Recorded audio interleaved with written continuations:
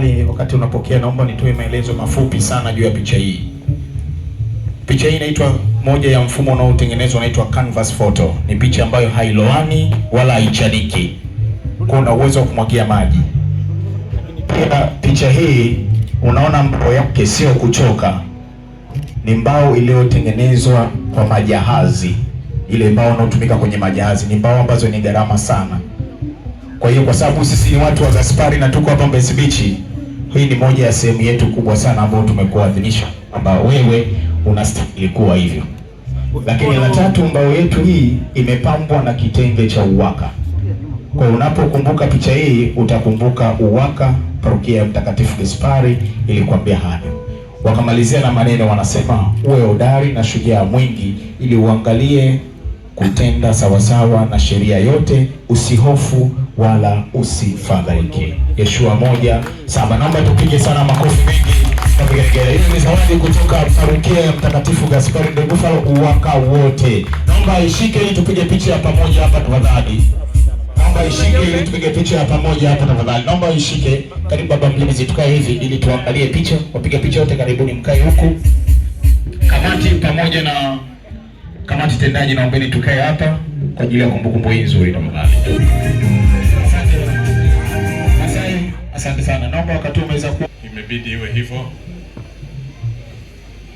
nitoe na mimi shukrani. Hata sielewi iliandaliwa wakati gani, kwa sababu ni siku kama 3 tu niliombwa kuja kwa mgeni rasmi, lakini niliogopa kuitwa mgeni rasmi, nikaomba niitwe mgeni mwalikwa. Lakini bado maneno ya mgeni rasmi yanaendelea tu lakini nayapokea.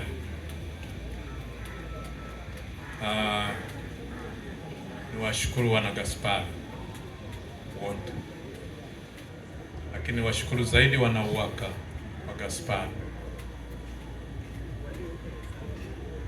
Heshima ambayo mmenipatia ni heshima kubwa sana. Wakati ninastaafu, nilikuwa nikiagwa, nilikuwa ndo napewa hizi zawadi. Sasa nilijua kabisa kwamba nimeshastaafu, siwezi kupokea tena zawadi. Lakini leo kimaajabu naendelea kupokea tena zawadi. Niwashukuru sana, moyo wa ukarimu, moyo wa shukrani. Wanasema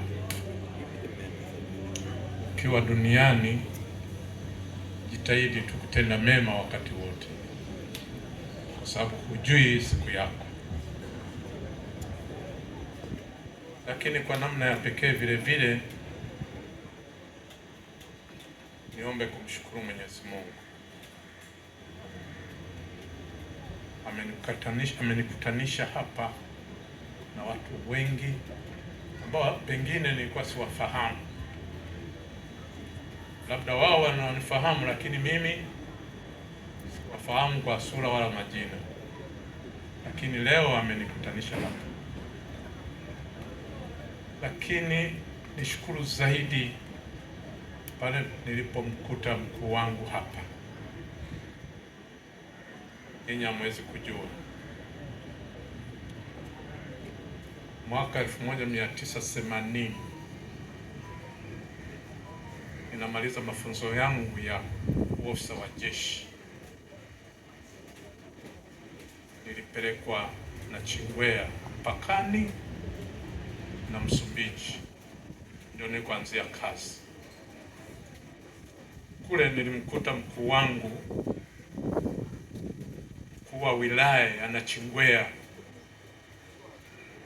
anaitwa Balozi Jenerali Ndorwa.